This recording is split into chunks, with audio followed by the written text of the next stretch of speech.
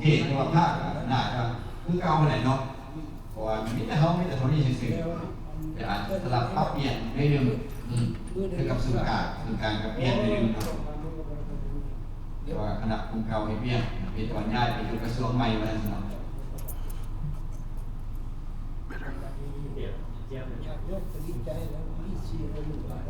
โลกโอโหสดมีทุกองค์ทราบได้รับหนังสือแล้วเนาะอาจารย์หนังสือเป็นหลักนั่นแหละเนาะโอโหสดที่ว่านี่เป็นสิ่งทำอิฐโอโหสดทำอิฐโอโหสดที่หนึ่งเนาะวันที่29เยวันเราพุทธรังสีต่อไปนี่เป็นวันเราสาวพุทธวันที่13ที่13นี่ชื่อวันนั้นชื่อ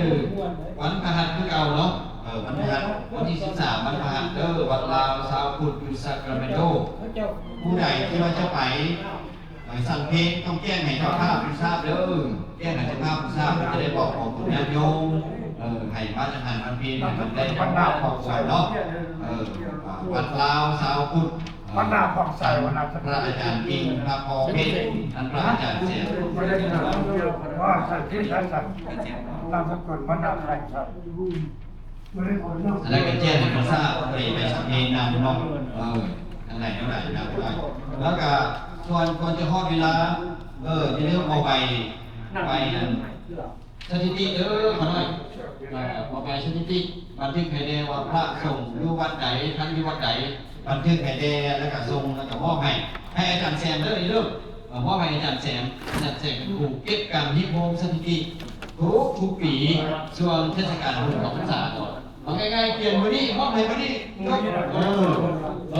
ง่ายๆซะเลยเนาะไอ้มีสังกัดีบอกนี่แหละข่าวก็เอามื้อนี้โลดเนาะเท่านั้นเนาะโอ้ยมาพี่นี่มาเอาหน้าพี่ใหญ่ที่เวียดเป็นมาที่ยักษ์มาที่ยักษ์มาพี่นี่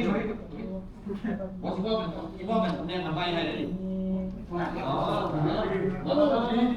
ที่เห็นหน้าก็ผ่านเลยน้องอาจารย์เดี๋ยวนี้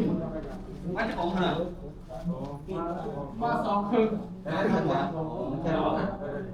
สุภาพเมียที่ให้กระดาษวันที่อะไรวันที่อะไรวันที่อะไร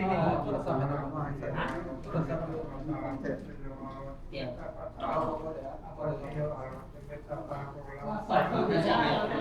ไปยังงานดีเลยงานดีไปให้กันสถิติก็ได้สถิติมาดูนั่นแหละเก็บให้อาจารย์สูงจากสูงปีเดี๋ยวยังมาก่อนพูดผมว่ายังก็หวานหอมเลยนั่งอยู่แล้วฮะ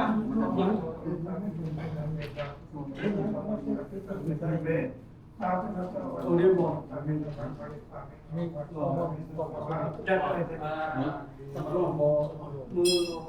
มันนั่งชมฟ้ามีคนบูชากันอุโบสถขนาดคนละคนละสิบคนละชาวเนาะแล้วแต่สถานเนาะอันคนรู้อุโบสถว่าเดี่ยวไก่คะแนนฐานใหญ่เลยกับไปหนึ่งแล้วคนนี้นิมนต์เนาะเอาหมอนที่ผมเอาอยู่ผมมอง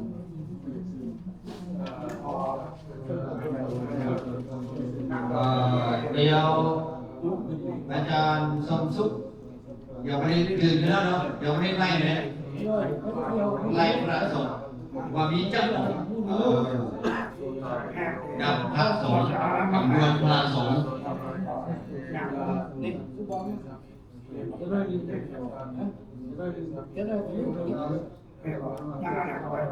ังฟรีค่ะเอาไว้ยังดูน้ำยาได้หมดอาจารย์ได้หมดดีได้เนาะแต่อาจารย์สุขใช้องค์เงินกับสูงโคตรอาจารย์สุขช่วงสุดท้ายนะครับนี่เลยจะได้มันเป็นอะไรมันเป็นอะไรนะเป็นหลอดจะขาวมันยังอยู่ไหน เรียกว่าจะได้นะ ตรงนี้ตรงนี้เงินจริงมันจะขับ เราดีทางมันดีพอจะดูข่าวแล้วเราก็โอ้เพื่อที่เขาจริงเราจะได้นี่นะเป็นคนหน้าของเรา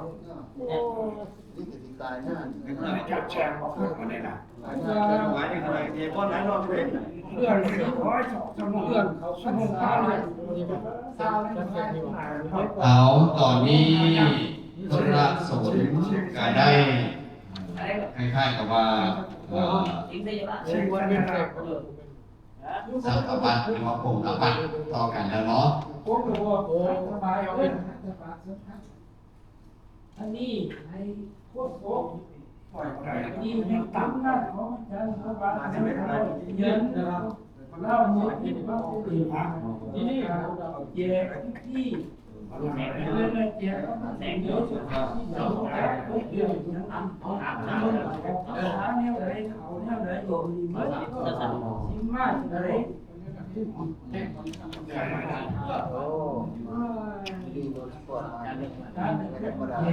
โดยขน้อยโอ้ยเนาะมื้อนี้วัดลาวรัตนอารามริชมอนด์เพิ่นได้มีศรัทธาหลักล้ากับแม่นแน่นอนท่านอาจารย์โมบานจะเป็นพบเป็นเข้าเนาะได้เฮ็ดตำรับตำราหรือหนังสือที่ว่าเรื่องราวเกี่ยวกับความเป็นมาของเรื่องโซฟาเอ้ยพระกฐิฐานพรรษาโอ้ยมีอย่างหลายๆอย่างอยู่ในบทเนาะฉะนั้นเพิ่นเอามาแจกเป็นธรรมะทานให้ทุกคนได้รับโอ้ทุกอันเนาะมีภาษาลาวกับภาษาอังกฤษนั่นอีกมีแบบซึ่งมีภาษาอังกฤษว่าในการเรียนรู้ได้โอเคอันนี้มันแจกแล้วนะพวกเขาล่ะเนาะทุกคนไม่ใช่อาจารย์ช่วยภาษาเนาะเมื่อกี้ขึ้นมาช่วยช่วยสวิตน้ำพริกเหรอขนาดยาง2 หลอดเอาแจกนิดหน่อยใส่เองเป็นสูตรพ่นอาจารย์อะไรเนี่ยพูดดีเลยใส่เบียร์ใส่กระต่าย3 บอก23เลย23ผมขาดหก 23ขาดหก แม่อาจารย์วันไทยแดงวันอาจารย์สูงแดงเนาะหรือขนมแล้วพ่อสูงเนาะปฏิโมกข์บนบูชาธรรมด้วยเนาะ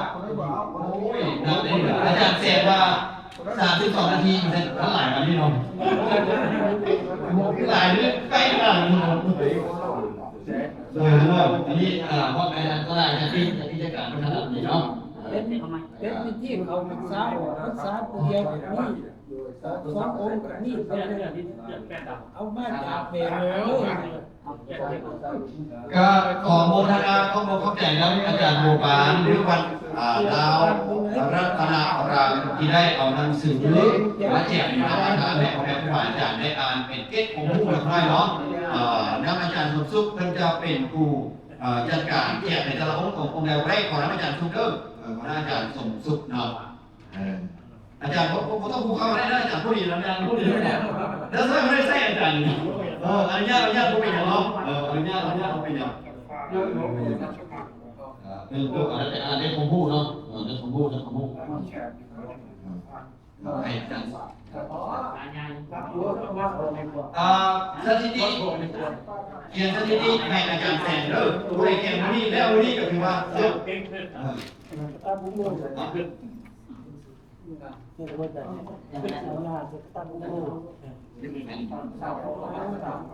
ไปสถิติมาลงมาดู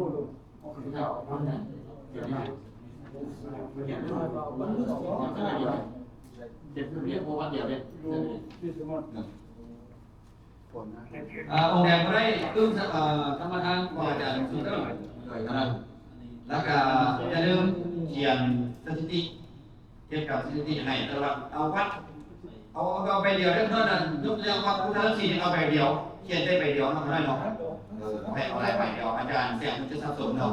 เอาไปเดียวเอาละตอนนี้ได้เวลาแล้วต่อไปนี้ขอมอบไม้ให้พระเดชพระคุณ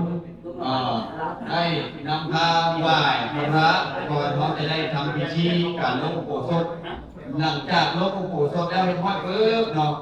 พวกน้อยโดยเฉพาะน้อยเป็นตัวแทนท่านอาจารย์ยายซีมอนได้ขอรับคร่าวๆแล้วคือมีมอบเวลาให้ท่านอาจารย์ยายซีมอนและมอบเวลาให้ทางนักทานใจถึงจักรนักทานผู้หนีคนละ5 นาที10 นาทีให้ได้ประมาณสัก30 นาทีโอ้ลงปรึกษาหารือหรือโอ้ลงท่านเดชกันและกันได้สิ่งหลวงปู่สดสิ่งทับอิฐเราก็ได้เนาะสิ่งทับอิฐเราก็ได้เนาะได้เวลาแล้วก็ขอเก็บไปก่อนเด้อเนาะเดี๋ยวขอมอบไม่ให้พระเดชพระคุณญาติทานได้นำพาไปพระเขาจะได้เริ่มพิธีเป็นทางการสืบต่อไป ผมขนาดวันนั้นอะไรพูดอะไรว่าจะมาด่า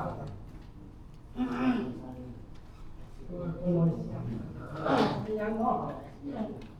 ซอยเสียงกันเอาได้เวลาจะได้แจ้งพระทานเจ้าอาวาสเด้อเตรียมขาการขา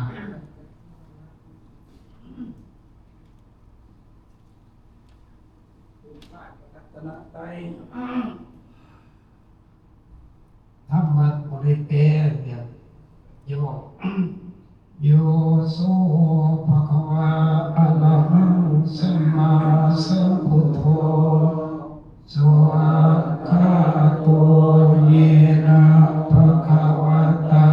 ธัมโมสุปฏิปันโนยัสสะโตสาวกสังโฆธัมมังยังภะคะวันตังสัทธัมมังสังฆังอิเมหิสักกาเลหิยัตถาลังปิเตหิอภิปุสยามะสาธุโนพันเตภะคะวาสุติระนิพุโตปิปัสสิมาสนตานุกัมปะมานัสสังอิเมสักกาเลทุกขตาอุเตปฏิคันหาตุอามาตังติ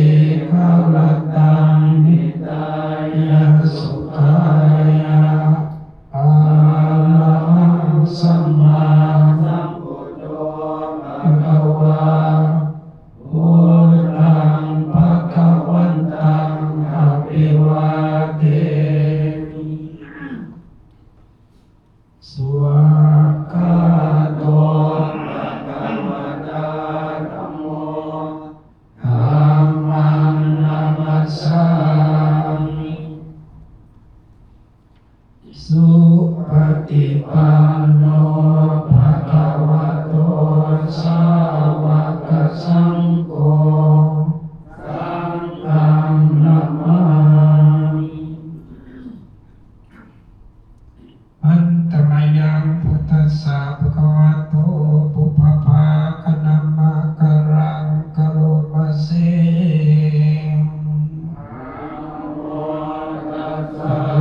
ภะคะวะโต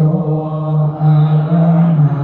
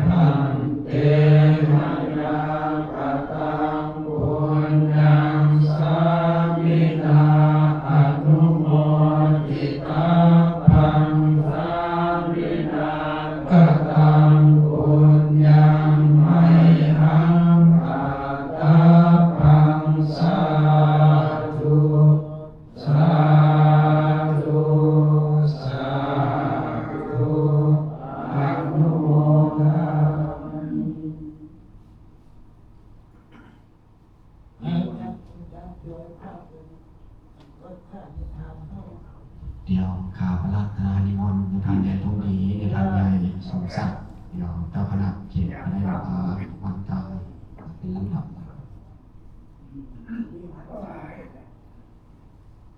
เกิดสวรรค์นิพันเตสะพังอปาราตังธัมมะทัมเมพันเตมัญญากตังปุญญาสามินาอนุโมทิตาปังสามินากตังปุญญังมัยยังตาตาปังสาธุสาธุสาธุอนุโมทามิ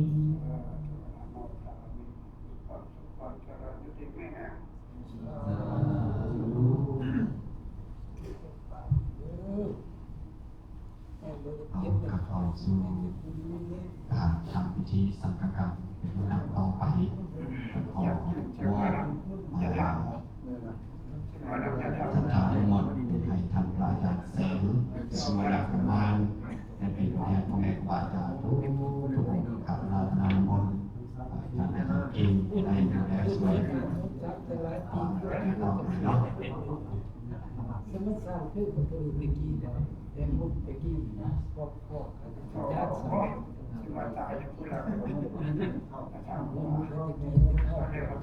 คณะขออาราธนาครับคณะขออนุญาตญาท่านในส่วนสักส่วนเสียเป็นญาท่านในท้องดีแล้วก็อาจารย์ชิมอนอาจารย์จอยตลอดพระเทระนุเทระทุกอาคณะเนาะ สำคัญเนี่ย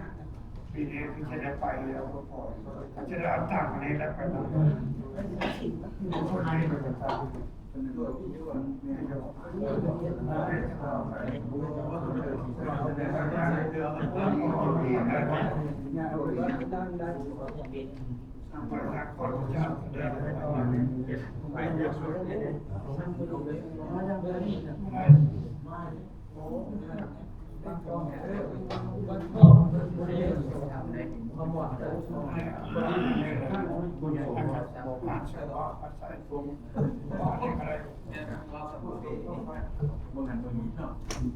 ผู้บ้านชอบมียังมอง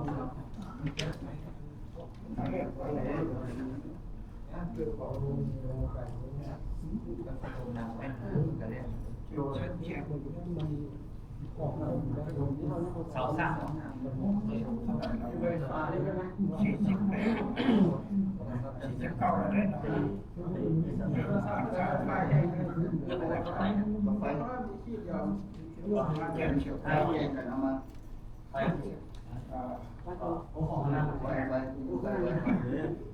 เวลาเราไม่เหมือนอ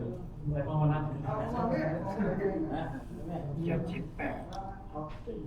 ที่สองพันมีหัวรักษาตัวเอง แดนมาอีกไ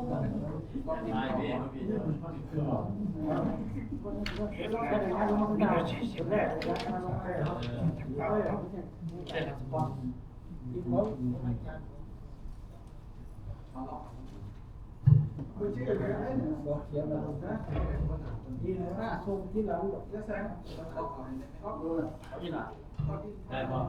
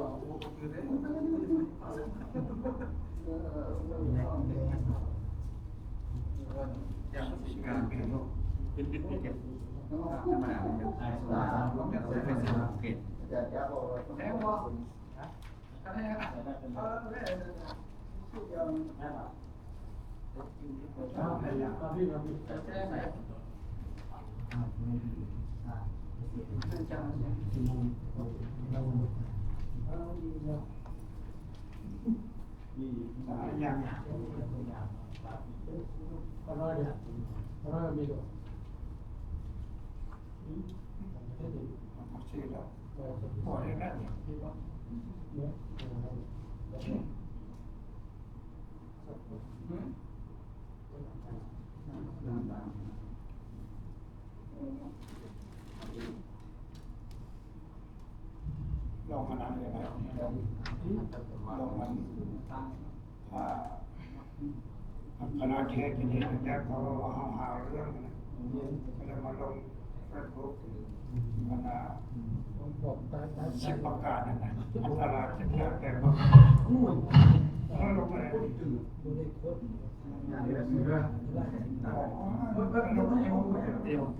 เชื่อพิจารณาของเราเป็นระดับไป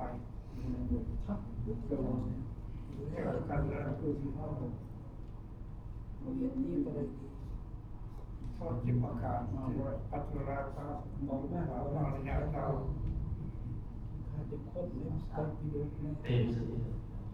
มีนักประจันเป็นโยคะบอกไปเลย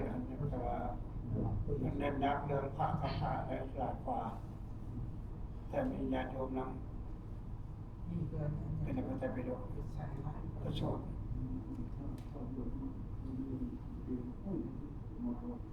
รู้สึกกินอะไร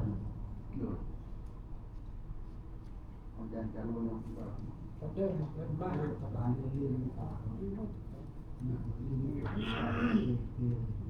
โบราณมา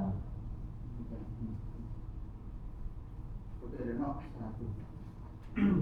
ตาดูว่าตาพอสูงจะไปโยมตอนเนี้ยพ่อแม่ครูอาจารย์มาดูเว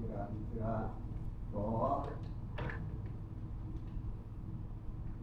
กระทำบุพกิจจาบุพการณะบุพกิจจานี้ผู้ผู้สดกระทำแบบเก่านะโมตัสสะภะคะวะโตอะระหะโตสัมมาสัมพุทธัสสะนะโมตัสสะภะคะวะโตอะระหะโตสัมมาสัมพุทธัสสะนะโมตัสสะภะคะวะโตอะระหะโตสัมมาสัมพุทธัสสะสุนาตุเมพันติสังโฆญาติสังฆสัพพะตะกะลังอะหังอะยัสมันตังจารุโนวินัยยังปุจจัยยังสุนาตุเมปันเตสังโฆญาติสังฆสัพพะตะกะลังอะหังอะยัสมันตังจารุโนวินัยยังปะปุจจัยยังสุนาตุเมปันเตสังโฆญาติสังฆสัพพะตะกะลังอะหังอะยัสมันตังจารุโนวินัยยังปุจจัยยัง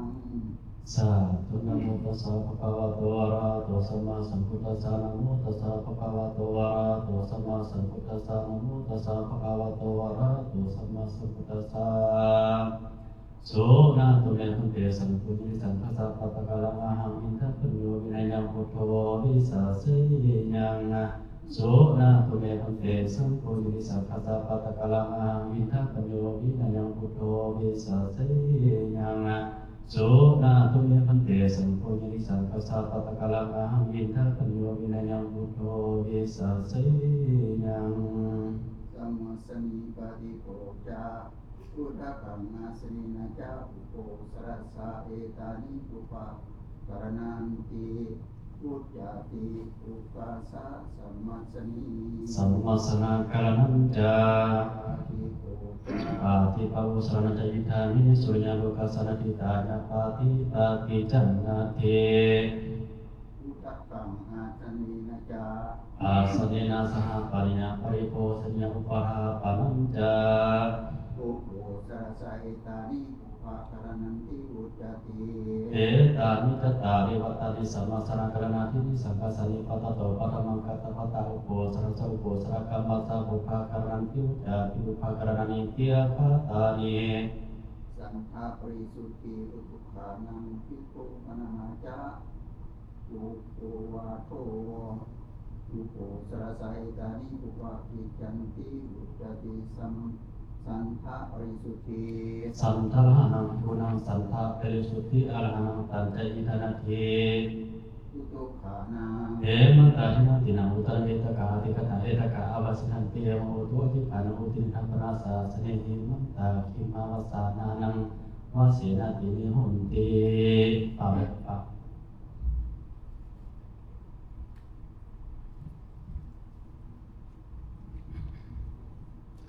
อายังคิมันตาอุตุสนิมุตุมิอาทาวโกสระอิมินาภเกนะเอโกโกสัทโธสัมปะโตเอโกโกสัทโธ โอเอโกอุโปอาติตันโตสัพโพสัทธาอาวาสิทธา อิตุขณนาจา อิมาสันอุโปสันเกตกาตุโปสันนิติตาติภูนังคณนายุสิงปานุโปสาทาเกเตเปาเตวิสตินะเตวิสติภิโภสันนิปติตาหุนเต โอวาโท เยโกนินังโอวาโทธาตะโพอิทานิปันตาสัพพะเทตานัตติตายะโสจัตโอวาโทอิทานันเท พุทโธสรสายตานิปุปปะกิจันติอุจจาติ เอตานิปัญจกัมมานิสัทธนาทีนิปฏิมุขเทสันโตปะธรรมังกัตตะภะตะโอโปสระสัพโปสระกัมมัสสะบุภากิจันติอุจจาติบุภากิจานิยาคาตาเน พุทโธสโรญาวาติกาจาปิโกธรรมปัตตาอาสาสภาคาปฏิโยจานาวิสันติวัสสนิยาจาตุปุคลาตัสสมิงนาโหติปตะกะลังติอุจจาติอุโปสโต เตสุโพสระทิเสสุจตุระเสปันนาลเสสัมปิสุโยโกติเทวโสอาสาตังโพสัพโพปันนาลโส นาวาดิกาจาปิกุธรรมปัตตา ญาตกาติพุทธสาวโพสระกัมมัสสะปะตายุตานุอนุรูปาสัพพันติเมนะปริเสเทนะกัตตาโลภิกขุปกตาสังเกนังคิตาเตจักโภหัตถาปาสังอวิสหิตาวะเอกสีมัญญันทิตา สาภาคาปฏิโยจะนาวิสันติ วิกาปโพสนาทิวัตถุสัพพะปฏิโยตนามิสันติ วัจจญญาจาปุคลาตัสสมิงนาโหติ กาหัตถะปัญกาไทยโนเอกวิสติวัสสัญญปุกลาหัตถะปัสสะโตปิกรณมัสเสนมัสเสตาภาตัสสมินาหุนติ วัตตากัลลันติอุจจาติ สังคัสสะโพสระกัมมังอิเมหิจตุหิละกะเนหิสังฆาลิตังปัตตะกะลังติอุจจาติปัตตะกะละวันตันติอาคาตัง ปุปะกะนาปุปะกิจานิสมาปิตวาเอสิตาปฏิตัสสะสมัคคัสสะภิกขุสังคัสสะอนุมัติญาปฏิโมกขังอุริสิตุมราธนังกะโลมิ อาสาธุติดจบไปก็เป็นพระพนาเนาะต่อไปกันก็ขออนุญาตพระท่านใหญ่เนาะกับปฏิบัติทุกด้วยจะได้ใช้เวลาดูสมกับพระเนาะนะครับติดตามกันกับพรกาวอภัยนำคะแนนสบายนำการเนาะ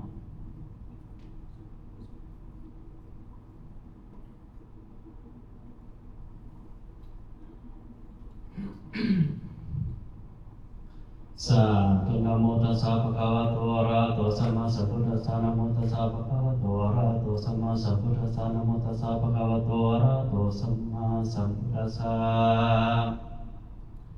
โสนะตุเมพุเตสังโฆสุโภสโตปะนะนะโสนิสังคัสสะปัตตะกะลังสุโภโภสรังกรายะปฏิโมกขวุฒิไสยะอินสังคัสสะภุควิตังปริสุริยานิสมันโตระจิระปฏิโมกขวุฒิสิสมิตังสัพเพวะสันตาสารุปัสสุนมนัสสิกาโรManya satinya putu sobi satinya pati atuni pawit pantuni panen ko parang sama te peri serati peri samina ko para beteka prasadi kana hoti e pami imor panya parisatnya matati yang sesuai dengan itu mana ko ya matati yang sesuai dengan salam santi putih dan punya sama salam musawara sama dia sampai salam musawara ko pami sama doan tarayu ko thamu to pakawat atau sama salam ini berapa ini habis rapi kina satya putih kata pa Ali ketahui sama jawati uti thang ko ne tum ti than ta than sa ti ucai ti tha pari sara ti ti ucai ti tha pari sara ta ti ti ucai ti tha pari sudha pali sudhe tha ya sama to ni e ma mi tang tharya ni ti than le so pa tha mo ni ti to ta ta ni ta taro parasita than muri san pa san ti yo pada ti puti muna sing asa siwa sa parasita ala pa chikanya to palanya na bi ka ta mi ro na ma pa ti se la yang ta so ni da sa katanya ti parasita ho ta sa so yo para ko kama maaf nyamari modanya sangat ini harus beri nada nera terus dalam kait tawahan makan ini bapak semua dari separuh simono sih mesti taruh bagi peninang adinya menunjuk di parasi bahwa tidak semua sunyo mana itu saja terus saja hasil data orangnya tanah kawasan orangnya saja nama masa orangnya mana yang sama hanya polisi itu ini apa kira proses ini mata tesi data sih tidak menurut kita sangat boleh kabar ini malah mana masa mananya malah yang sama kayaknya apa malananya apa sebenarnya nanti perajin bahwa tidak semua soyo karena di bawah anak bisa namun dari termasuk anak ke alam ini anak senang caranya bisa nami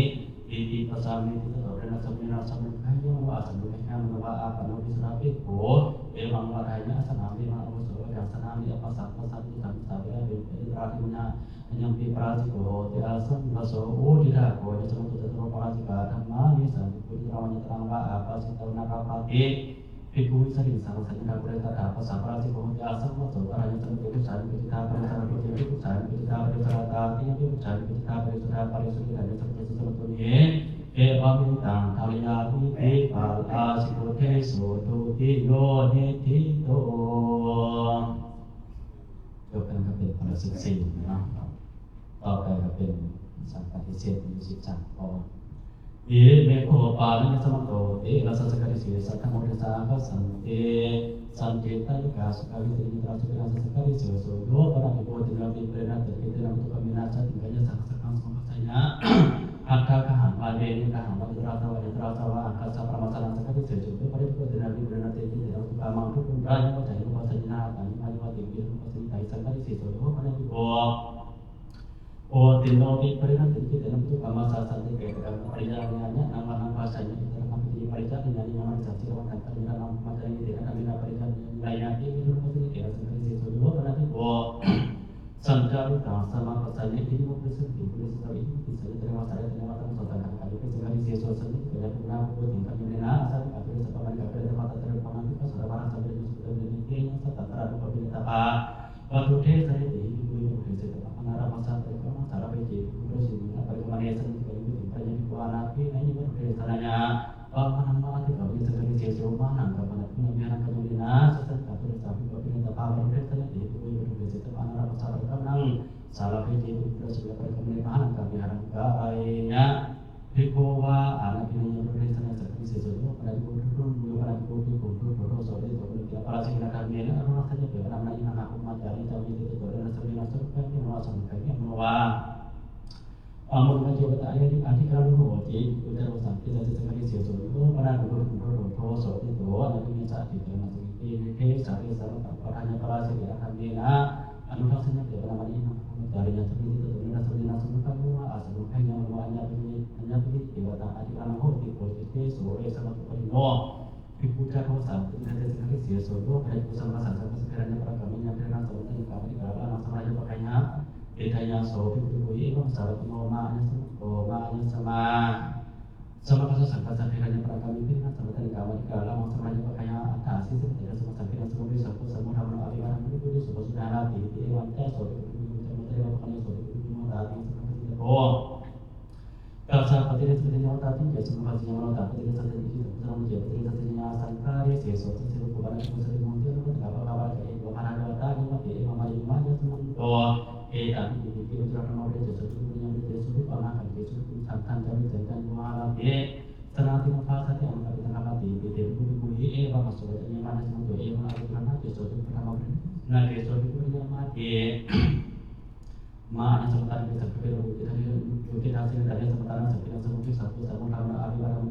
itu dia sudah hati wanita itu punya mata yang sama fasih wanita itu mana tadi pernah nyampak kayu dari buku mata yang sama fasih apa sahabat itu tadi ya sama fasihnya mana tanpa diri saja ini kan bersama jiwa diri saja ini mencari sesuatu itu paling masuk itu betul sebenarnya itu ada itu sih ada suatu misalnya kalau kita mau tanam apa jadi kalau timah manis untuk itu katanya apa kawan paling sebenarnya itu katanya apa kawan bila mana itu teman-teman mau tanam itu seperti buku masalah itu manis sama tanam alat yang agak hasil katanya lima sama tanam kalau hanya cuma itu itu hanya buku dengan semua tahu kan kita hanya yang masalah kita tanam kalau seperti saja dengan namanya mannya pernah itu tidak suatu tujuan itu tidak pakai suatu tujuan mata yang sama kasih itu kata apa ini sebenarnya mata itu ya sama kasih mata apa jadi seperti itu terus jadi sepertinya sangka di sini suatu kerewa di ramaka mau di kamar mau perintah ini nanti dulu bapak sama terus tetap bapak sementara kita terus itu dewa sudah tidak boleh tidak berani sampai dewa sudah tidak boleh tidak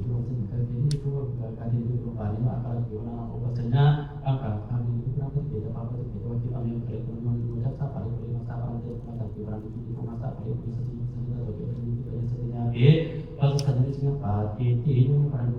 punya apa cuma kalau merasa kalau kota kalau di sini apa itu bukan mau ada juga punya hak atau kita berani antara pada itu ada seperti itu kan itu hak cuma tadi itu yang rasanya itu apa yang terang sama yo sinar juga bahwa itu ada juga yang terasa sama yo dan juga program itu ini ada upaya satu cara para mata itu orang itu atau itu cari ini ada juga pagi ini kembali udah cari itu kan itu kan tadi itu kita apa tahu di mana itu kita kan di mana kita itu nama itu saat desa di antara kita apa itu kita apa yang ada sarwa tamam yang tengah ini nanti berada ini nanti olah kita apa ini nanti orang jual kita berkuasa ini kalau maknya tak parahnya besoknya pagi dan bisa bina kendaraan yang rekan kapal kapal ini bapak kita apa anak bapak ini banyak betul kita pergi orang ini kita พิธานามาดุเจริญญาพิธานาดุเจริญญาสัจจะสามัญติตระตาตระจุสุปิปุเปapa padaจุสุปิปุเปapa saja sarwa tu ada sama ini kita berada ini ewa pangna ewa pangna ewa di bahasa kita rupa sampai di nanti kalau nanti kami kepada jenisnya bagi ini kepada jenis cara rasa bahwa Rama Roma kami juga dan kita tidak bagi nanya ini kita dan kita terlihat menjadi rasa ini sebagai itu tetap kita ewa menjadi kita tidak tentang kita Kewa kita pada apa tangkat karena itu sama kewa kita tadi itu kita selalu tahu masalah itu masalah ini komanya sesuatu kita pada kita menjual komanya kita nama kalian itu sungguh dalam kumpulan yang batai dan seperti ini di mana kita itu namanya kalau di sebarang seperti itu namanya seperti itu kita namanya kan kita tahu kita yang orangnya orang tidak sama Ewang pada ada sama yang karena saat di orang tidak di macam kalau pasal orang itu sudah terbesar kita bawa atau dia masuk di nanti tapi itu kan masalah di mana ini tapi selalu di mana ada betul-betul satu orang itu dia di sana orang itu di sana tidak di mana tapi hanya tidak selalu di mana kita betul-betul banyak orang dan di mana ini tidak selalu dia Api pada jenis nampak kita yang wajib pada jenis tersedia kita orang apa tak pada sama karena pada pangku coba kita boleh ini sampai boleh satu kita orang pilihan tak sampai kunci ada kunci sampai satu sekali jadi anu kata sapi di apa pada mau no pada itu posisi misalnya pada jenis nampak kita yang pada itu kalau karena dia kan masalah pada jenis nampak kita yang orang masalah antara jenis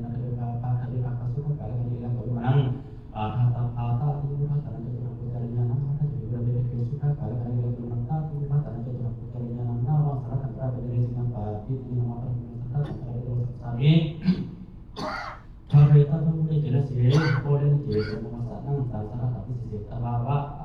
bisa sisa bawa yang antara bedanya antara pesan dia di sini parti yang di sini sama pada pun kalau yang orang sama dia apa kalau Purana Santa Sasa Hati Purana Santa Sasa Tahu dari awal di sini awal di sini masalah antara yang di pagi ini berubah karena maka pasti pada saat era kalau nanti pasti juga kami nak guna pada hari itu ini masalah para masalah hari tepatnya setiap kita betul hari ini sendiri hari jadi sini pagi ini kan itu punya kalau di kalau di bawah berasa ini kita tinggal sini pagi ini kan itu satu berasa tentang karena itu kan baik yang disebut bagi yang saat ini yang disebut bagi yang pada tubuh nah apakah kalau yang semua hal semuanya disebut bagi ini berguna apakah kan pendidikan yang semuanya disebut bagi itu posisinya untuk dia tak sahabat amat itu berada di kota itu disebut bagi ini berguna tentang enak tapi yang apa tidak disebut bagi yang itu masuk biasanya biasanya pada apa yang Panwa, Pekoro, Bahkan Takutnya jadi betul, nyama Pekananya dari Takutnya yang terasa ini tadi bila narang dikurang bisa nyari bisa sekali rasa dalam pemerintah kami berbeda masa tahap para masyarakat tadi dari kampung sebagai tanpa kita mengkode dengan pagi yang masuk sesuatu nanti dikurang jika satu orang beli saja kan sesuatu nanti orang masih tak boleh dengan sesuatu nanti jika satu orang beli saja oleh karena masuk sesuatu nanti kata orang saya ini sempat di sini mau pusat sama dewan atau itu atau no asin cinta dengan ini sempat di sini orang itu tanah no kalau bersama sudah punya itu atau banyak di orang-orang yang di sini pagi yang kedua otak saya sekarang ada tu kau betul tadi dan banyak di orang-orang yang banyak tertarik seperti apa itu tapi tadi pesan betul di apa pasannya hitam itu aku soci barang bisanya mengerti nah nanti tentang orang binatang tapi tak sesuai coba supaya tentang seperti tentang orang bagaimana mamanya hanya sama tanam bikin rasanya mati itu begitu rasanya terus kita pertama tapi dari sini pagi tinggal tak sana kata kita masih belum jika อาเจกจีวรังอาเจกจีวรังอุปาเสนะอาเจกังมัญญะอันนี้กุณาปฏิเกตภาปฏิเกตภาเยอะว่าการสัมมิติปฏิโตจุตรินิไปนิสติญาเต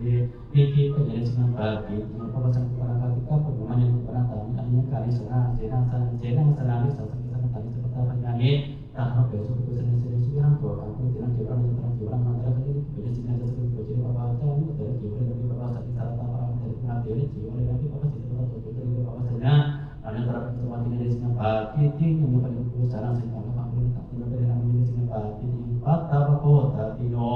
Oriran Kota semua tujuh sampai dengan Pak Titing yang antara yang semua besar kita bertaruh di bawah kita bertaruh Titing di kami ketika sudah pada sudah ada semua kami tak yang ini sekian Pak Titingnya kami kita coba kepin sekianต่อไปก็เป็นปจิตติมีอยู่92ข้อนะครับอิมิโกปานิสมันโตทำให้เราปฏิปจิตตินะบริจาคาสันเตสัมปัสสานะโมสัมปะเทปะจิตติยังอุปสัมปะเทปะจิตติผู้เอสุนิปะจิตติปะริปุปะสัมปันนังอารสุมาปะจิตติปะริปุปะสัมปะเทปะตริปะตริปะวิตาสาสิปะจิตติปะริโกมาตุกะวินาสาสิปะปะจิตติยังปุญญปะริโกตุกะมาสาวตริสัพพะจาปะตะหิตมังเยสนุนันอัญญตระวิปุนาปุริสาวิหินะจิตติยังโยปะริโกAnupasampan dari manusia alu tena, ho terus menjadi tinggi berani ho, bego sebelum itu anupasampan sawo jadi yang terakhir sepertinya pasti ini berego pada hari karena karena banyak bagi yang musa, ho atau kita kenapa tanya, ya kita kenapa tanya pasti yang berbeda seperti musa yang pasti yang yo itu saja man kalau kita mau bisnisnya, bisnis ho sama seperti kita buat tanpa kita apa untuk orang ini berapa, jadi kalau anak kita mau kasih pasti ini saya yang tadi kita tanpa kita bawa tanpa kemudian caranya apa yang aku tahu maksudnya pasti ini yang perlu saya hari sekarang pokok atau pokok kata anu kata saya yang kepainya senasa sampai bisa so kami saat ini tidak tepat penting hari tawaran yang pasti ini yang berlaku ikut betul-betul kami harapkan juga kalau banyak pasti ini berlaku kami hari ini hasilnya akan menjawab tanpa di sini pasti pasti ini yang kami harapkan kalau yang para pusat akan perannya alu kasar di kabinet kita sana ini ahli jadi tidak dapat atau tidak ahli jadi tidak hanya pagi ingin berdua sama-sama kamu udah ganti nama itu masih itu begitu kita kalau tidak dari pusat itu banyak pagi ini sama seperti itu banyak pagi ini berdua di guru pas yang masih kita berdua banyak antara pusatnya antara semuanya pagi ini terang semua kenal hotel punya ikutnya yang terasa ini kan orang habis itu guru obat nanti kita pada guru yang punya di walang ngata hanya antara pada apa ini pada punya di orang sifat punya begini pada guru punya satu bisa karena angkat bahasa karena angkat bahasanya itu kalau taruh di hanya terasanya pagi ini antara yang semua sudah berhoji narasi juga terasa terhanya Hotiman kosa sama kosa terjadi terasa yang berada punya satu misalnya hanya eka nama akhiruhnya udah kami makhluk kami menjadi diri terang hanya kejadian berada kosa nanti dari kita tidak kejadian terlalu bisa berapa kejadian berada punya satu hanya bagaimana voice sebenarnya kejadian koba tamu tapi yo akhirnya diguna itu apa saja pun itu terjadi kejadian kan kosa dengan karena kosennya dia terasa banyak pagi ini terlalu terasa juga karena mana sebenarnya tapi orang sebenarnya sebenarnya kata sebenarnya terasa karena pada kosennya hanya terasa banyak pagi itu kan yang besar mungkin semua di orang itu di kelas ini terasa lebih dari kurang aku kata aku ini memantai apa yang power api itu powernya kan ini itu tapi kita perlu kita tahu itu ketika hanya pagi yang tadi kita berarti kita tahu ini hari terapi bumi bisa dipasih itu banyak yang terasa di sini berarti kita di bawah itu orang tidak diharapkan itu semua ini pun semua kaji di sini berarti kita di bawah dan anak ini tidak kami yang pun sejauh apa orang yang tadi kalau sesuatu salah anak asaran itu kita sudah kaji ini yang berarti dikali kata ini pun semua kali itu semua ini kan itu sendiri kalau kita dan saat ini makanya itu jawab pagi ini yang bertani paling tak berjalan ini sampai tak kalau selesai kita nanti juga ada baru paling tak berjalan ini ada เจนะคุณเจนะปาติยังโยพระภิกขุโยพระภิกขุทินังปัทวาอาหารเอนะอันนั้นตระพุทธการทัตโกนาปาติยังโพสนาวกุจาตุโพโยพระภิกขุเจปัทวะปัสสะปัสสิกายโยตถาคตโพสนาวะไทยปาติยังพระภิกขุภิกขุเอวังรายะหังสุขมังมิกามมังพินายะปวิสสาปิเตปวิสิทธานุติตัสสะตัสสะทาเปตวะปะอะทาเปตวะวะปุโยเสนะกัจฉานุสมิตยังสติภาวนิสัพพะโสโหติเอกปัจจเวทาวนิสัพพะโสโหติเอตาทิวะปฏิปฏิตวะอนัญญปาติยังปะโกสัพโพสลิปุริอนุภาสัตยังกะไปนะปาติยังปะโกตุเมนะสัตติโกยังสัตติงลาโหสัญญาสังเอนิสัพพะปาติยังปะโกตุเมนะสัตติงลาโหเอสัตติงลาโหสัตติงเอเปนะลาโหนิสัพพะปาติยังปะโกอิมันตะโตสัพพะโตสัพโนสัตตะทุอะปุตตะปุเรทะปัสสะภะตุปุเรสุติตะปัสสญาอนัตตระสัมมัญปาติยังตัทธายังสมุติวรัตนะสุขจิวรัสมิมังราชามัญญุราเนนะภิกขุนาจตุมัสสะปัจเจปะปะสังฆังปะปุณาอัญตระปุณะปะปะรามะอัญตระปะปะอัญตระนิตระปะปะรามะตัตถุอุตริสาทินิยปะจิติยังปะปุปุยตังเสนะปัสสะปัสสญาอัญตระตะหารุปะปัสสญาปาติยังปะCina kasih berbuat apa kerja, cina kemarin itu kita tidak tahu cina figura cina sesuatu itu apa saja, pakai cina tapi tidak kita tahu jadi kursi, hanya pasal itu kampa, kalau kampa cina panjang, negara senang cina pakai cina jadi kalau kampa mau sulami raja pada pakai cina angkur itu terjadi pakai cina udah biasa terjadi pakai cina anak hari ini pakai cina berada di kubu bisa pilih Akhirnya mubisi berapa seperti sisi nabi boso di semarang hal ini terata harus apa ternyata ini penemu dan utama sana ini rasanya pagi ini beragam sepuluh ini terutama sosial mana juga saat kita perlu masuk ke kita tidak masuk ke dalam seni dalam seni kamu sambil karena kamu masuk di kota dari sini terasa mana nama perantuna kita lagi tidak pernah kenalan ini dalam karena ada ini yang mau kata makalah semua anak jadi itu tidak pernah kenalan karena nanti orang rekomendasi tadi dengan berdua itu salah satu masih kan anaknya wasap ini wasap nanti kan itu apa tuh rekomendasi pagi dengan pada kedua sahabat pagi orang ini sih masih mengajak kan mereka yang mereka kayak orang masuk masa di pagi yang surah karena sepon yang pada satu bilang sih kita berapa jam di pada kedua sama sapan pun karena paling saja kejadian mereka sama kata mamihan tadi karena pun katanya butanya kejadian mereka itu sama rumah itu saja kejadian mereka sana ulama itu dan orang kota berani sudah sampai itu boleh hilang kejadian mereka sana kayaknya terlihat tapi hanya karena mereka kita saja tahu tentang kejadian mereka itu kami rasa dengan tapi hanya karena nama kami pasti persaingan itu untuk kami tahu kejadian mereka itu hanya tanah apa kota orang dari sini asal mamihan dia dari kan kamu tak tahu tadi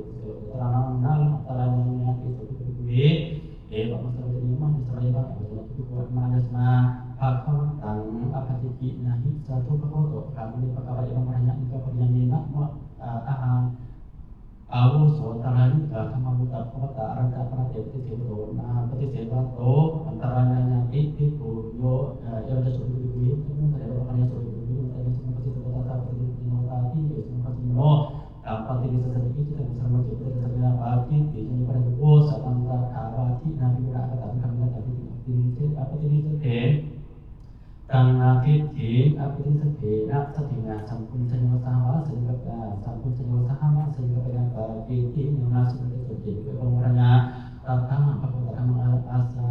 tamang kisi asana yang hanya dari kata mengutar kata itu untuk nama orangnya itu sudah terbuih kalau seperti mana malu desa yang agak memaham kan apa sih ini sebab untuk kami perkara yang berjangka dengan ini auto desa antara kata mengutar kata ada itu antaranya maka sebenarnya sobi kita mencari apa yang sebenarnya sobi masalah ini ada saat KT auto desa nanti auto kalau saat itu sebenarnya desa apa itu seperti tapi tidak tahu saat sapi dan kita pilih sapi yang berada di sana terhadap kita sebenarnya sekolah yang kota pemesan pun sama sehingga banyak pakcik yang sampai karena mengangkat arkawaku satamu pada tulisan kata ebang makanya nak tahu usul tak sami sikat pakai sikita ni nyawa hanya kumpan tapi nanya karang ริปุสัตติปฏิยังสิกขาเนนะภิกขุนาให้เวสิกขาเนนะภิกขเวภิกขุนาอันนาตัพพัง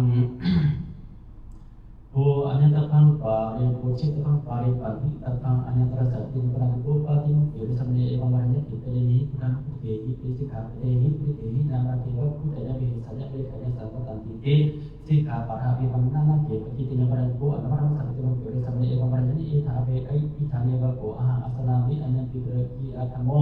สุทัสโตสุตปะยังปะโมอันนวรังโสหิสัพพะสัตติเอตัญเจภิกขุอัญเยภิกขุสานิมุนิสินะภะอิเมตุลาภิกขุตุปะติมเกสัมเนโกอะนังพระพุทธเตนะจาตาสัพพิโมเกจิอัตถังอนุเกจิอัตถังนะเกณฑ์เดียพุทธิอัตถินันจะอัตถิปฏิงอัตถะตัทธะปฏิงอัปปันโนตันจะนะธรรมกายตัพพุตริจัสสะโมระเวทโพตัสสะเตอุสวะภาตัสสะเตตุลันธัญญะธรรมปฏิโกริสัพเพนะสังฆะทิตมนาสิกโลสีตีคันติสุมันเกปาทิติญปรังกุตุสัพพุโต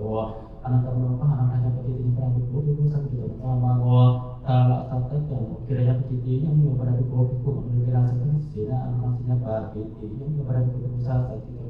บุคจังปรหัญญะอิปิสัมมุตตัมปิอาภาสุโรสันติติอิทวะเอตัเทวะปจินกิริตวะอัญญปาจิติญปรังกุภิกขุนังโยนะภิกขุนังพันนาสัตตังกาสัตตานุทิวัฏปันนังอุปัตโตอิติไทยะยังอิเมภานิตังอิเมภานิสันติตังโสสามิติเอตัเทวะปจินกิริตวะอัญญปาจิติญปรังกุธรรมิกานังกำลังสันตวะทัตวะปัสสะติธรรมปัสสะปาจิติญปรังกุสังเกติสิกขายังตัมเนสระตวะอุทาอุทายุสันภะกัปยาปจิติญปรังกุสันติระสังเกติวะปัตตวะสัจจิยังธรรมปัสสะยังทัสสะอุทายุสังเกตละปะปะนะมิติปจิติญปรังกุสันสัจจิละปะปะนะตัมปุระสะปะรินะเมยปจิติยังสังฆะวะโกอัตตโมโยปรังกุโยปรังกุโยปจิติสัมมาริสิสังคันตระเกตังคันตระสเกตังตระคันเกอุเตระสัมพุทธังอิติกัปยาปาติติยังปรังกุปะนะวะตัมปุระselama masa tahu perhitungan apa yang berarti yang pertama perhatian sama-sama seperti bahasa bahasa itu kita pernah itu apa lagi di dengan seperti itu hari di soal saat di antara saat ini pada kopi yang pada kopi kurang juga kan tapi kurang tapi karena apa biasanya antara terlupa dan karena yang kecil ini pada kopi ini masa tak masih bisa masuk di dalam makanya kalau nyaเอทานะสัมปติยังนามาพระพุทธางานามาพระพุทธามะเกวิธามะกัลยินาอะขังกุลปาริปริตพังสุขตาสุขอาสุขตาติปรปะสุขาตังโคเลนะยตราหิทิมัญญะอาติยะตังอาติกรรมโตเจตนะกาปะติติยังปรังกุลกรรมปิธรรมะตุระภิกขุโอระนังกุระเวระนังกัปปิติยังเจตนะปรังกุณากาอาจนะเมนะปะมันกัปปิตะปะตะกรรมะติอสระเวกิรังสุขตะเวนันติทินะตังทัสสะวิริกาติโตเรนิตาติกรรมโตเจตนะปิติยังกัปปิสาตินะการini napra karena ini apa mana kalau kita pakai terus apa nak kaso jatuh so kita bisa kita berhenti mencari berhenti tak cuma so jadi apa ini masih bisa dimakan karena ini apa mana kalau kita pakai terus apa nanti so kita bisa kita berhenti ada tinggal ada dan ada sama so jadi karena apa kita ini pada itu suka lagi berapa macam orang para kaya terus sama so dengan apa terus kita berapa mana Tika so na pabitan suka tak kita dianti nasa kita tiyo ikan suka tasa suka tadi para panang rata nama ko dan kamu ko tidak ko ya suka kabe ini tak sama tak hanya satu kita berserah rogi itu bisa kita berserah tadi bisa kita berserah paling itu hanya sudah sematunya kami tak hanya miti pajiti ani kita seperti pajitiต่อไปก็เป็นพิธีมีอยู่4ข้ออิเมโขปะอัญสมโตจตุรปฏิเทสัมมิธโนริสาปัสสติพระพุทธเจ้าอยู่ปัญญาตระกัปปิธัญญาโตขรังพุทธนังคตาถาปฏิเทตวะขรังพุทธญวาปฏิสิทธิเตนะคุณพระมุสตะปะจินอาสัพพยังปฏิเทสัมมิตังติเจนิติภูปะเนวะปุเรสุมิตะปุสันติตะโยคุยตะตระเจภิกขุนิโวสัสสนังโนปาทิตาหุอิทันติอุทานังเถทัติเตภิกขุนิสาภิกขุนิปัสสะเทตะปัสสะกัจจญวะภิกขุสันติติปัสสะกิติตะปะจิตนะปฏิภาณสัจจิตะภิกขุนิสันติปัสสะกัจจญวะภิกขุสันติเตPatri Sitama Teh Bukra Musuram Apasina Asap Mempetri Tentang Patri Se Mati dan Berdatangnya Sekan sama Tan Kurani Pada Putra Pesu Sebesar Betul Betul Bupe Apa Upupe Animanta To Ekilmu Ka Akan Mempo Senang Ka Akan Nyawa สันวาสาถาปฏิวะการิปุจจันวาปาติสุนังปฏิปฏิเสตระเตระภูมินะมุสตมะอาสิอาสัพพะปาติเทสันตันติเจมิเตงานของพระตานิอานิกานิเจนะสนานิสัสสะกัสสัมตันสัพพะเตญานิพระพุทธรูปเอสุเจนะสันตุนังตัวกรรมวิหารันตัวเปอาปฏิสันติตังคามิโกสิวะสรมิสนาคารานิวะปฏิเกตวะอคิลาโนกาให้ยะปุสิโยปฏิตวะเตระภูมินะพระหะอุสุนังอาปัสสิอาสัมยังปฏิเทสันตันติเจมิเตอุดินาโกยสมะโตจตวะปฏิเทสัญญาธรรมะตระสมุติปัจจัยปิตาปริตาปิจิปัจจัยปิตาปริตราตายังเกUsaha kita harus terapar itu kita contoh-contohnya wanita karya miti patite sanya nitita ต่อไปก็เป็นเศษญาบัตรอานัมมีอยู่75ข้ออิเมโกปะอันสัมโตปัญจสตาติเศษญาธรรมอุเทสังอาคัสสันติปะเอมันตารังเนวาสิสัมติจิกะวุนิยปะเดมันระปะสัมติจิกะวุสุสนามาตระกะลิสัมติจิกะวุสุสนาตระกะลิสัมติจิกะวุสุสนาตระกะลิสัมติจิกะนะsusah untuk antara kalian ini jadi saat itu juga kalian yang itu antara kalian bisa menjadi kalian itu oke itu antara kalian bisa menjadi jadi saat itu juga kaliannya mungkin kalian antara kalian bisa menjadi kalian mungkin kalian antara kalian bisa menjadi kaliannya kalian mendapat akan manusia kita antara kalian bisa menjadi kaliannya nanti antara kalian bisa menjadi kaliannya antara kalian bisa menjadi kaliannya antara kalian bisa menjadi kaliannya nah karena antara kalian bisa menjadi kaliannya kata kalian ini jadi terjadi kalam dengan komputer kata kalian kan bisa terjadi kalam dengan komputer kata kalian jadi terjadi kalam nah sisa kata kalian kan bisa terjadi kalam nah sisa kata kalian jadi terjadi kalam nah urusan kita waktu tino nah kata kalian kan terjadi kalam nah kata kalian jadi terjadi kalam itu kata kalian terjadi kalam itu kata kalian jadi terjadi kalam nah kita kata kalian bisa terjadi kalam nah nah pada kalinya antara kalian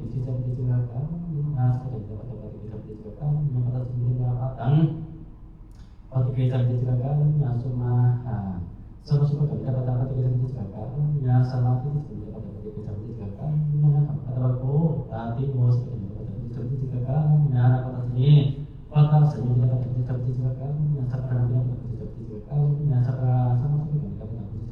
gagalnya lupa tuh kalau kita kata kita bisa gagalnya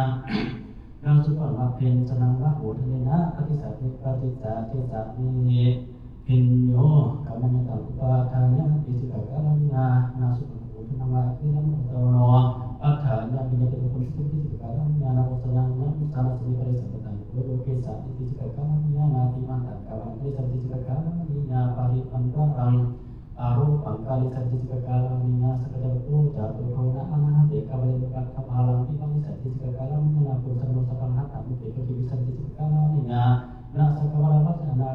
nasa kawale mungkin apa yang harus diceritakannya nabi diceritakannya na kawalamat diceritakannya na awak karena kalau kamu diceritakannya na hatan itu kamu diceritakannya na sita kalau diceritakannya na semua bicara kamu diceritakannya na kamu kalau diceritakannya na hatawaku panjamona suruh kalau diceritakannya na hatan ini kalau yang aku cerita patah nilai kamu seperti kalanya nawata nilai kamu seperti kalanya sami sena kena kalanya karena kamu seperti kalanya nasanya cita kamu sang cita kamu terang kalau sakit seperti kalanya sana nasata bisa kira sama seperti kalanya nahan bisa kira sama seperti kalanya nasata bisa kira sama seperti kalanya mudah bisa kira sama seperti kalanya suruh aku satu dapat terguna saya kira rata masih seperti sekarang nah upahnya lunas saya kira rata masih seperti sekarang nanya kata saya kira rata masih seperti sekarang nasanya kata saya kira rata masih seperti sekarang apala dikatakan di sini saya kira rata masih seperti sekarang nah kita kira rata masih seperti sekarang nah kita kira rata masih seperti sekarang nasanya asal di situ di sini saya kira rata masih seperti sekarang nah biasanya di situ di asal di sini saya kira rata masih seperti sekarang nah ทิโตทิลานัจจานาทิโตนิสินเสติระรัตนมังติสิสิกาลานิญาณปัสสโตขัสสโตระโตขัสสโตขัสสะขัสสันตัสสะอคิรนัสสะธัมมังเทสิสันติสิกาลานาอุปนะอุณาอุปเทนะขัสสันเตขัสสันโตขัสสันโตปะทะเต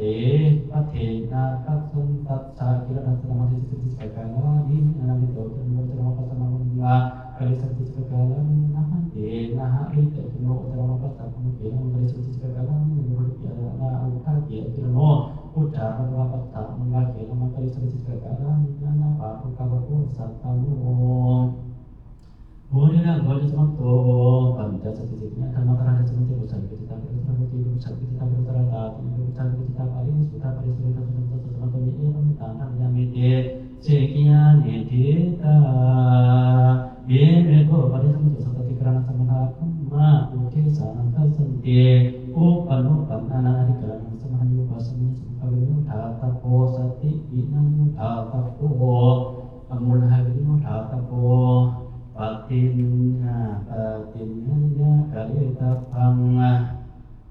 ยิปุญญสิกาตัสสะปะปิญญสิกาตินะมะทะโกติอุทิทาโกอนิสมังโกสัตตะธิกรณะสัมมาธัมมังตถานะสัมติปุสัยปิตาปริตราโยปุชังปิตาปริตราตาติปุชังปิตาปริสุทธาปาริสุทธาสัมตสัมตมิเอตันทาวะยามิติสัตตะธิกรณะสัมมาทานิทิตาปฏิโมกข์กับตัวผู้นี้ต่อไปกับการลงทานเนาะอุทิตังโกยัสมังโตดิทานังอุทิตาจัตตารุปราสิกาธรรมะอุทิตาเปราสสังฆวิเศษธรรมะอุทิตาทเวอริยตธรรมะอุทิตาติสาติสญาปาทิติญาธรรมะอุทิตาทเวนะโหติปัจจิติญาธรรมะอุทิตาจัตตารุปฏิทิสัญญาธรรมะอุทิตาปัญจสัตตติเสกิยธรรมะอุทิตาสัตตติกรณะสมุทาธรรมะ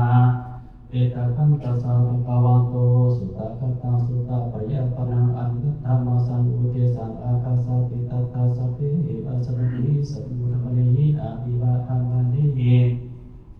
สิกิตพันติวิทารุเทโสปัญจโมภิโกปาติมุขังนิทิตา38 นา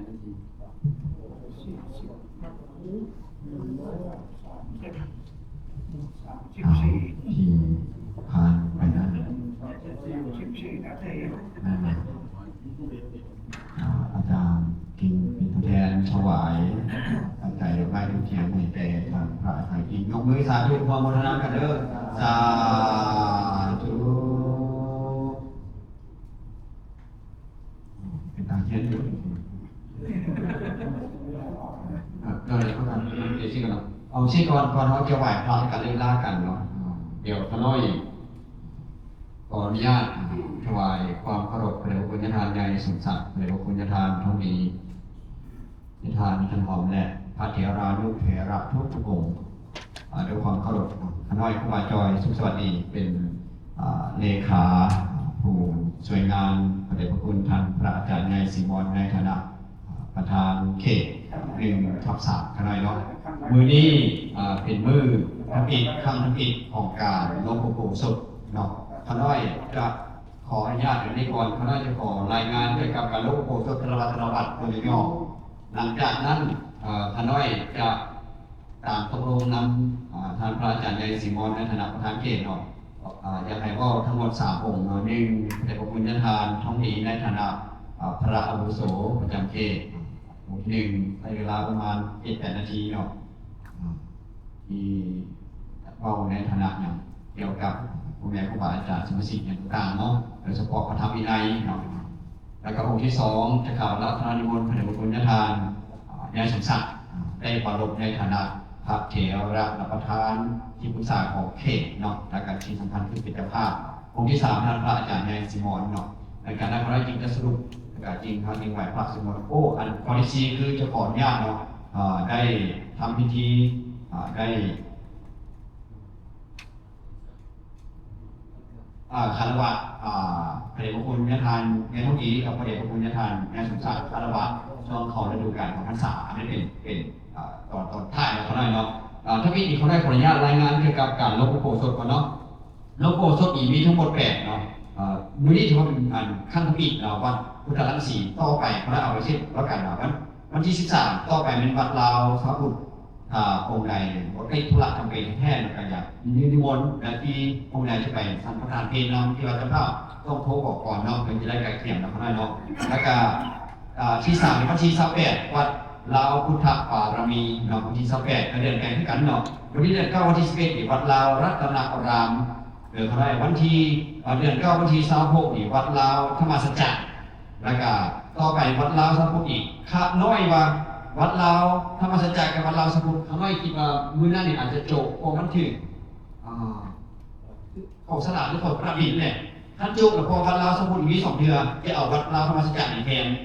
แกวัดลาวสัมพุทธพอวัดลาวสัมพุทธก็เราจะได้วัดเดียวนะแล้วก็มีแต่วัดพุทธรังสีได้2เปิดกับทานอากาศเนาะของพรรษาเนาะเป็นเจ้าภาพเพราะอยู่ศูนย์กลางเนี่ยพระสงฆ์อาจจะไปงานมากมายประมาณนั้นเนาะน้อยเนาะแล้วก็อันนี้เป็นเกี่ยวกับการลบบุศท่านได้ซีมอบให้อาจารย์ทุกทุกกระเทือนพอจะลบบุศไงอาจารย์ทุกอีได้ทรงออกได้เตือนได้ดูไม่นะเพื่อจะเราได้กลับไปถ้าองค์ใดเขาได้ไปหรือว่าใดเขาได้ไปถ้าเป็นไปได้เนาะเขาได้จะให้แชทมาได้บอกโอ้เขาได้บอสะดวกเขาได้แบบเขาได้จะให้ข้อเนี่ยนะยังไม่กับเขาได้ดีใจนิดหนึ่งเขาได้ส่งกลับมาเนาะส่งกลับมาว่าโอ้เขาได้หลังทันทีเขาได้สิไปเลยเขาได้แล้วแสดงว่ารับผิดชอบเลยกับแล้วกับไอ้ข้อมูลเลยนะอันนี้เงียบเลยกับเขาได้กับเขาอยากปันไหนเนาะคณะต่อไปอันนี้ม้วนไม่ได้นะแต่ว่าโอ้เขาได้สิไปหรือเขาได้บุกไปอย่างที่นะก็จะได้สร้างเนาะ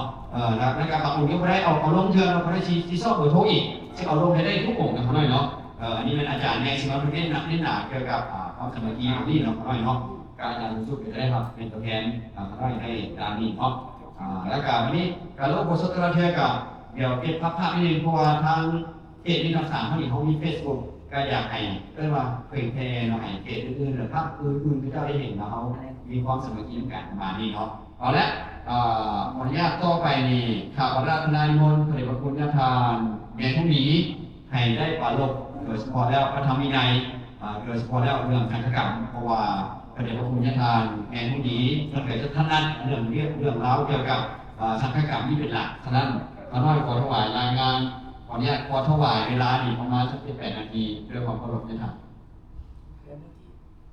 8 นาทีนะไงแล้วเรียบร้อยเลย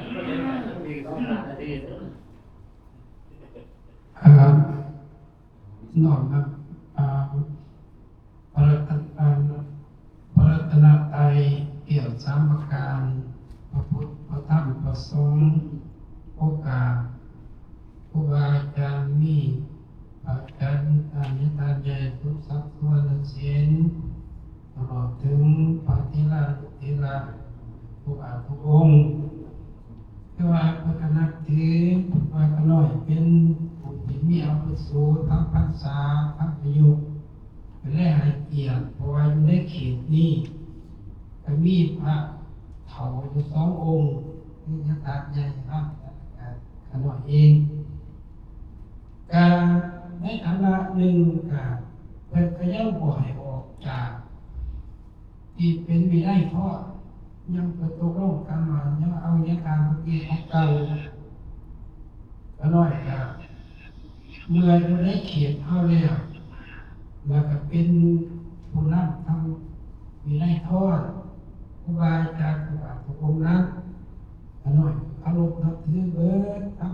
เทระทั้งผู้แก่มีแต่รวดแล้วติดวัดคำว่ามีข้อมูลเบิดผู้ใดกันคำว่าศึกษาพระธรรมวินัยเบิดแต่ว่าที่ตะหน่อยนำมาว่าว่าจะทำหน้าที่ทั้ง2 อย่างคือ1เป็นพระอาวุโสอยู่ในเขตเฮาหรือว่าอาจจะว่าในเบิดจะวิธีการนี่ก็เป็นอาวุโสอยู่แต่บ่สูงสุดแต่ก็ยังมีทางใหญ่บุพภาล่องมากจะเป็นลูกขน้อยเป็นทางทุกสักในการรสอนแล้วก็ทั้งหน้าที่เป็นมีได้ทอดของโครงการคณะสงฆ์ลาภของเราคือว่าขน้อยก็เป็นไปปฏิพลังศีลมากอะไรพวกหมู่จากที่เจ้าว่า เดี๋ยวนี้เขาก็เริ่มแลกเหตุมันที่ว่าโลกประสบการณ์ในประเทศลาวสิเขาก็มีธรรมนูญใหม่มากเหมือนกันกับเฮามีการปกครองมีประเด็นนั้นประเด็นนี้การเลยบอกที่เขาลงมาตรการกันเดียวนี้น้อยเราโอ้คือแล้วเขาบอกเขาว่าครูบาอาจารย์เฮาทุกองค์เพราะว่าทั้งไหนเขาขอลงการอยู่โดยเฉพาะอยู่ในยุโรปแต่อเมริกาเขาก็บ่เท่าที่ถึงเพราะว่าเขาเคารพมากเขาว่าห้ามพระภิกษุสงฆ์ลงเพศบุกเกี่ยวกับว่าเป็นพระบิดของตัวเองเช่นว่าเขาเฮ็ดน้ำมนต์เป็นหรือว่าเขามีผ้ายันเป็นเฮ็ดของผู้ชายแจกเป็น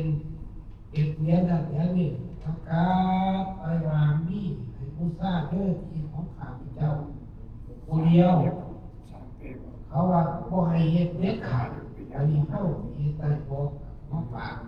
ครูบาอาจารย์เนาะอันนี้บ่ทันได้เข้าสู่ประชุมสูงใหญ่น้อยทำบ่ตะกี้เอ้าถ้าเฮ็ดได้ก็ดีเนาะบ่ให้โฆษณาตัวเองเว้นไว้แต่ธรรมะนี่ไปโฆษณาตัวไหนก็ได้เรียกว่าอาจารย์โอบาเพิ่นมีไอเดียตรงไหนอาจารย์แท้มีไอเดียตรงไหนหรือทุกองค์ว่าเฮ็ดอะไรธรรมะที่เข้าถึงคนโลกไปบ่มีผิดครับประกาศด้วยว่าธรรมะพุทธเจ้าของเฮ็ดจังซี่เอาลูกตามเรื่องนอกพอมากยกถึงไปที่นี่ก็ขอผ่านไปแล้ววันนี้เขาลงมาตรการกันที่ว่าระหว่างอาโคจร6อย่างเขาห้ามกันขนาดอยู่พวกน้อยไปเที่ยวแล้วว่าเช่นว่าองค์เกียร์เช่นว่าคนใดมีสูญเสียเฮฮาเกี่ยวกับผู้หญิงกับดีตลาดบ่ให้ไปใกล้เฮมีอย่าเข้าไปแต่เขาห้ามไปโดยบางคนที่เขาหลอกเขารับปล่อยเขาว่าตัดว่าเขาไปเบิ่งเขารับเขาหลอกหรือนักหลอกต่างๆไปประเทศแล้วก็พบประการนั่นแหละเพราะว่าในคณะที่จะเว้าเรื่องเกี่ยวกับเอาบรมอุโบสถนี้ว่าแล้วก็ว่าอีกเรื่องหัตถบาทนี้ในพระวินัยเป็นสำคัญที่สุดเพราะว่าให้สังฆกรรมของเราศักดิ์สิทธิ์แล้วก็เป็นอย่างพระพุทธองค์เป็นทรงให้เฮานี่โลกสังฆกรรมครับไอ้นี่หัตถบาทนั่งให้ถูกต้องครับบ่ให้นั่งไปกระจายแล้วแต่นั่งคือเฮาเห็นที่ผ่านมาบ่ว่าในที่นี้บ่ที่อื่นเวลามีบวชมีหยังที่ว่าลงอุโบสถแล้วแต่อยากนั่งไปยิงพระยิงแทนผู้เดียวนะคันว่าเขาว่าหัตถบาทมันให้หมู่ซักจังซี่ก็มีบ่เข้าหลบสูงเรื่องหัตถบาทสำคัญที่สุดคือว่านั่งห่างกันศอกหนึ่งหรือ70 ซม70 เซนเพราะว่าเรื่องหัตถบาทสำคัญคือว่าบนอื่นเขาเห็นได้เขียนเท่าภาคเห็นหมดอาจารย์นั่งเป็นอุตสาหะด้วยกันทำไปอีกประการหนึ่งเวลาผู้สวดกรรมต่างๆที่ว่าลงผู้สวดเป็นว่าสุนาตุเวพันเตสังโฆให้ย่อมือเป็นรูปตัวเพราะว่าสงฆ์ทั้งหลายถูกตั้งขางกับเท้าซื้ออยู่ว่าพวกเขาหลุดสูงต้องอาบัติทุกข์คันว่าสุนาตุเวนี่ยินเลยยกคือว่าเมื่อยไปบอกไปจะเอาลงประการต่อไปอีกคือว่าไอ้การแสงขึ้นมาไปหนักขึ้นมาการยินว่าอย่างพวกผู้ทราบที่พอที่จบอันไหนพอที่จบแต่ละวันปาราติปุเทโสดิทิโตเนี่ยเขาก็สาธุนะว่าไม่ไหวนักเอาขึ้นมาสาธุเป็นการเคารพถ้าว่าพระพุทธมือเป็นดอกโพธิ์ตูมตลอดต้นยศสุดเท่ดีแต่ว่าเขาเห็นอะไรเพราะนั้นเอาตอนว่า